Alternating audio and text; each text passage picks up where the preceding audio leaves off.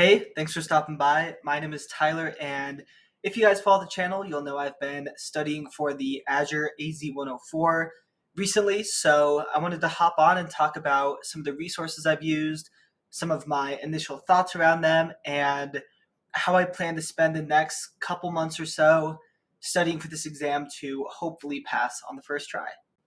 Before we get into today's video, I do want to apologize for the lack of uploads.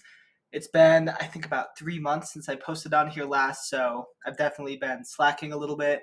As always, if you guys have video suggestions or topics you'd like me to cover around not going to school or just things in the tech industry in general, drop them in the comments below, and I am more than happy to make a video on it.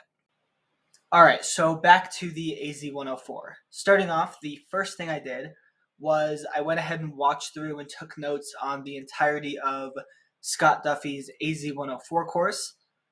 I think it's worth the purchase, especially if you can get it on sale. I really enjoyed the course. However, it was missing a little bit of depth and a handful of topics that came up on my practice exams, so we'll talk about the practice exams later. I don't have any major complaints with the course, but it could be just a little bit more in depth. Making it through that course and taking as detailed of notes as I could all the way through really ate up a lot of time. I think that was easily a couple months of studying. At the time of finishing that course, the notes document was 100-something pages with like 12 space font and 1.5 line spacing. So lots and lots of notes for this exam, lots and lots of content to go over. Once I made it through Scott's course and I got those initial notes done, I did move on to the Cybex textbook. It will be this one right here. This guy. So I went ahead and read through the entirety of this one as well. And I also took some notes on it. My initial notes were pretty detailed, so there weren't that many things I had to pull from this textbook that I didn't already have in my notes packet. But for anything that wasn't in Scott's course, I also went ahead and added that to my notes packet. If you're studying for the 104 and you're wondering if you should pick up the Cybex textbook just as another resource to study, I would recommend it. Personally, there's something about reading those textbooks that forces me to slow down just a little bit and consume the information in a different format, and sometimes that helps me get a little bit deeper of an understanding on the topics covered. It is also important to mention that this guide comes with practice tests. So at the end of every section, you'll get, I think it's a 20-question quiz. So between 11 sections, that's 220 practice questions. And these practice questions are no joke. There was not one section that I finished reading where I got 100% on the practice questions. So if you're looking for a decent set of practice questions, the ones out of this book are not too bad. Continuing the theme of using every resource imaginable, after I finished this guy, I went ahead and moved on to Microsoft Learn and went through the entire learning path for the AZ-104 and took notes on things that I didn't know or things I didn't think I had in my notes, just new topics that I hadn't covered already. Microsoft Learn is the #1 resource for this exam. It's the one that everyone says is the most important thing to study if you're going to pick a single resource to use to try to pass this exam, and I would tend to agree. There was a lot of depth and a lot of detail and just so much content in Microsoft Learn. My one complaint is it makes for some really dry studying. Making it through those modules and reading so much text is not always the most exciting thing, and I guess you could say the same for the textbook here.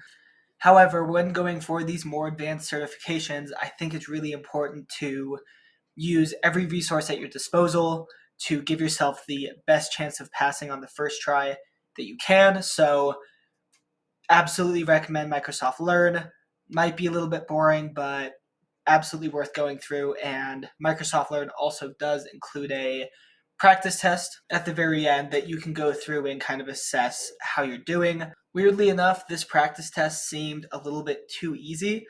when you compare it to some of the other resources that I'll get into in just a minute, the questions on the Microsoft practice test didn't seem to have the depth that the other ones did. Now, before I get into the practice tests that I've used and the ones I'm currently going through, and the last set I plan to use, I want to talk about the last course, I guess, I went through for the AZ-104, and that is John Savill's AZ-104 exam cram style of video. It's about 4 hours long, and it does kind of quick hits on every topic, and is kind of a nice refresher for some things that you might have forgotten in your other courses. I would highly recommend going through this with the caveat of don't make it your primary study resource because, again, it doesn't have the full depth on every single topic that you could be tested on in the exam. But as a kind of final course, I do think it does a great job at touching on pretty much 90% of the things you could be tested on. And I want to make it very clear that's not me saying, oh, his thing isn't in depth enough, because that's not the point of that video. That video is supposed to be just a rough overview on a bunch of topics you could be tested on. If you're looking for more in-depth content, he does have much more in-depth videos on his channel that you can go watch. Moving on from that, let's talk about practice tests. So I already said I used the Microsoft Learn ones and they didn't seem as hard as they should be. Following those up, I did the free practice test included in Scott's course. Similar to Microsoft Learn, the questions were on topic, but I think they could have been harder and more detailed, just a little bit meaner for lack of a better word. Now, following up Scott's practice tests, I went ahead and purchased the Tutorials Dojo practice tests. I have really positive things to say about these. These were as mean as I hoped they would be, and my scores definitely reflected that. On the first practice test, I got a 75. I did pass it, but barely. So I moved on to the second one and got a 63. That one hurt a little bit, but I did learn a lot from getting those questions wrong. The third set, I got like an 84, 85, so much improvement between test number 2 and test number 3. And then just yesterday, I finished up the fourth one where I got an 86, I believe. So really feeling close to ready to schedule this exam. So not too much left to study. The one resource I have yet to purchase for this exam is the Measure Up practice tests. I hear a lot of really positive things about them, so I will be purchasing those and going through those as well in the next week or so. And that brings us to present day. That's all the resources I've used to study and the one I still plan to use to study. Right now, the notes document is at, I think, 117 pages.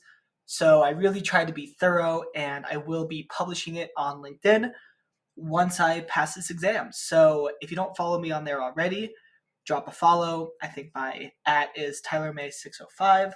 So look forward to those. I will probably be scheduling this exam in the next week or so. I'm going to give myself a few more weeks to study before I actually take it, but I think I'm almost ready to schedule this exam. When I do, I will post a follow-up video and talk about why I did so much overkill studying and kind of how nervous I am for this exam, because this one scares me more than the Solutions Architect Associate and both Kubernetes certifications I hold. So stay tuned for those. With all that being said, thank you guys very much for watching. If you want to continue to follow my no degree, no college path through the tech industry, of course, subscribe, and I will catch y'all later.